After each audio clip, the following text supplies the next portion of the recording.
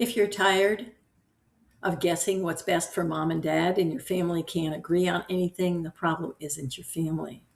It's that you're missing one simple tool. And I can't believe that I often forget to talk about this because this is the only tool I ever really needed when I was helping my clients with their seniors.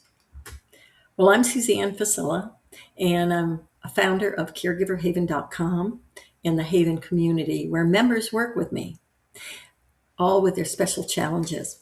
For 25 years, I've helped seniors and seniors and their families navigate aging as a physician assistant in geriatric care, emergency medicine, and urgent care. So if this video helps you, please subscribe to my channel. Give it a thumbs up and share it with someone who needs it. That's what helps YouTube share with so many others. And I love to share this information. So what we're going to talk about today is caregiving, care planning. And this is for seniors too, because seniors have to do some care planning as well as family members who start seeing that their senior is slipping and they want to start some care planning. So seniors, pay attention.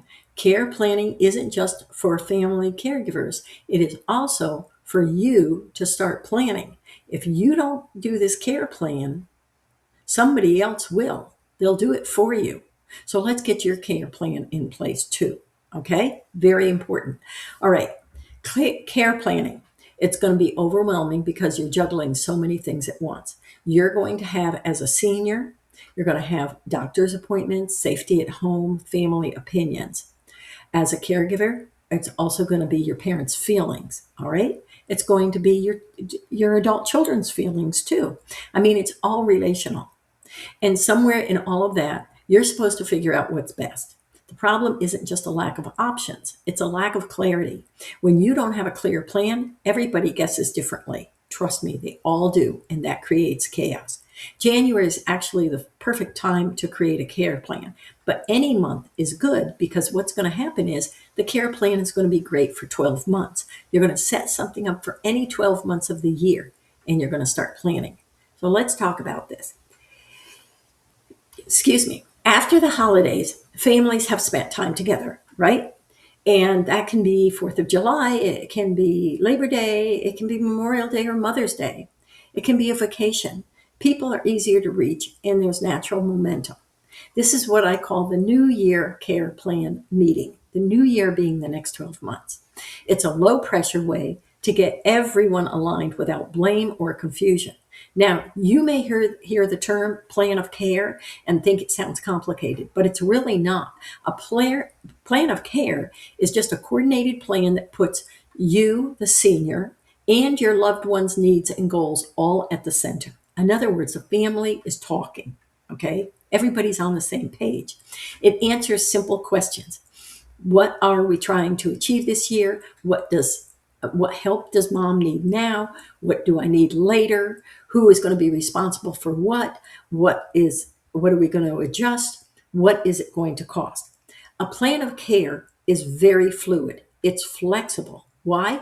Because the cool thing about a care plan or care plan, I guess, is that we're going to be aging. As the senior ages, as we age, we're going to change. Tomorrow might be a different day. It might be a new medication. It could be a new diagnosis. It could be a fall. We don't know what tomorrow is going to bring. So this care plan is constantly moving. It's very fluid. Why does it matter? Because a good plan keeps our preferences front and center while coordinating with the family, the doctors, and the services. Let me tell you about Mrs. Lee. She's 82 years old. She's been falling more often than not, right? Her family was scattered, different people showing up at different times. Nobody's sure what the plan was. After they all sat down and answered some planning questions, first by themselves, they each filled out the form. I've got a form for you with 10 questions on it. Everybody fills it out individually without checking anybody else's answers. This is very important, okay?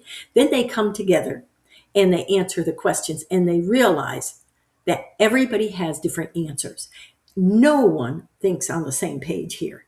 So what they realized is, in Mrs. Lee's case, is that Home safety upgrades were needed. A weekly home health visit was needed. Adult daycare center, adult day services for a social connection.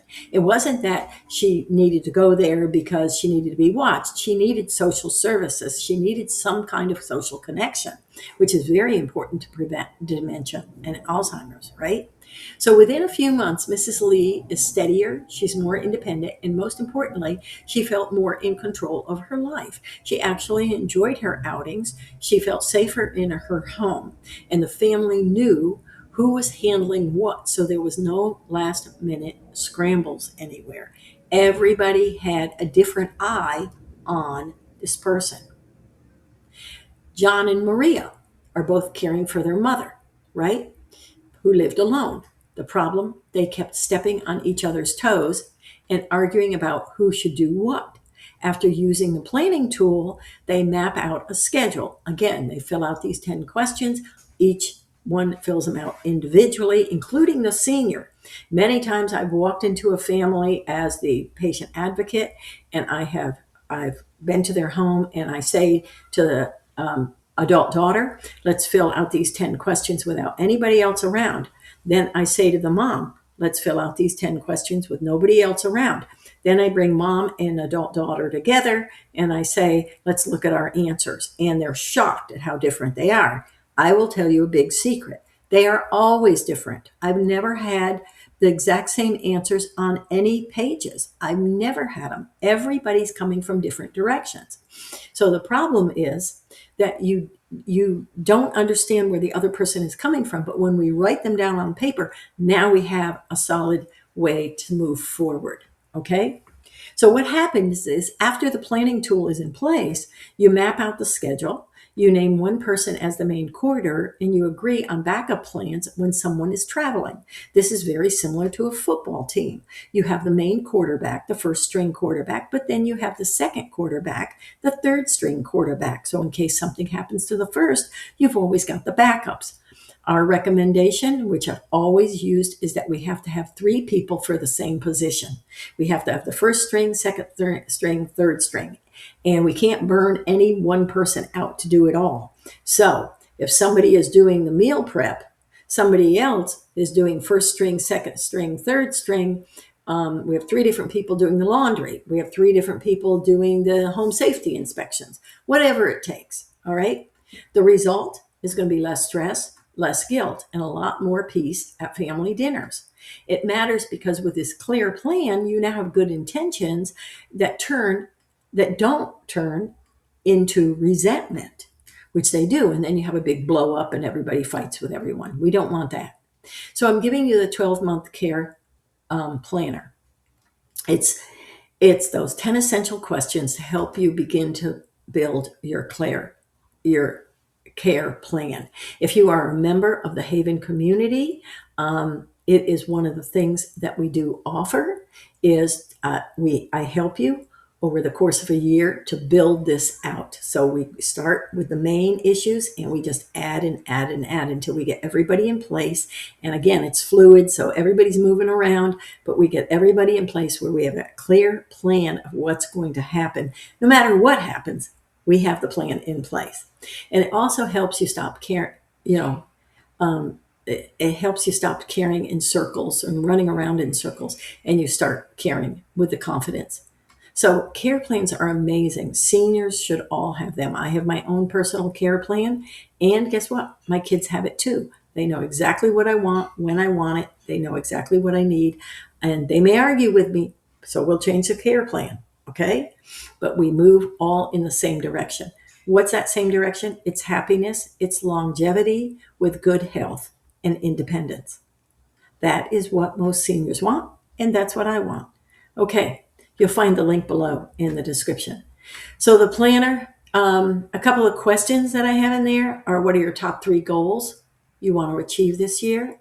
What daily routines are most important for you to keep? And what safety concerns do you have about the home? Who would be the main point of contact? So they're not very complicated questions, okay? They're not medical questions or things like that. They're just real life questions. Sometimes families will need a neutral voice, and I was often that voice as a geriatric care manager or a patient advocate. And I would come in and I would help pull everybody together. But there are also nurses and social workers and geriatric care managers. Physicians will do this too.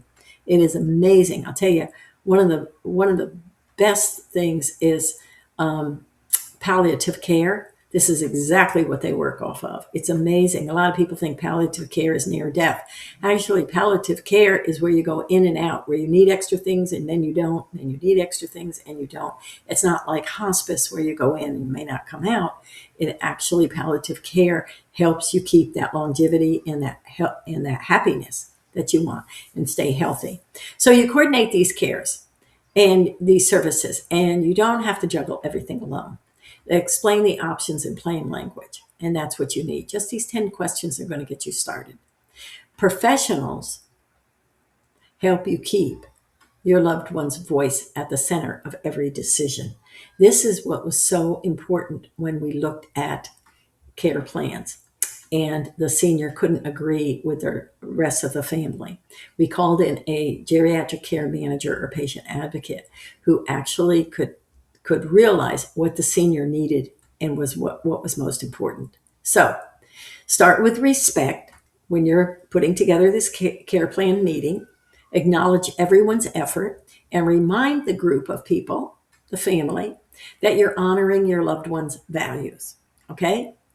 Share the vision. What does success look like this year? Divide the responsibilities up. Who's handling the medical, the financial, the legal, right? The daily support, the transportation, and then plan for the what ifs, the second string and the third string in each position. What happens when somebody can't do it anymore? And then set the next steps. Agree on who, what, when, where, right? We already know the why. So your team is working toward one goal and you're all on the same page. So basically, here's what we covered. We covered planning doesn't have to be overwhelming. Any month is a good month to start, but January in particular, because we're coming off the high crash from holidays. The plan of care is just a coordinated approach that puts your loved one's goals first, or you as a senior first. Real families have used a simple planning tool. I could not live without it. I used it in my practice every day with my patients. Every doctor uses it. Every PA uses it. Every nurse practitioner uses it. It's what we're taught to use, a plan of care. And then with these 10 questions, you can start building one out too. So this is why I'm giving you this free planner to go ahead and take advantage of it and ask yourself these questions. You'll find it in the link in the description. Okay? So if you found this interesting, subscribe to my channel, share the video, give it a thumbs up so I can keep producing these, and YouTube will allow me, if you take these actions, to share it with many more people. Thanks so much. Take care. Bye-bye.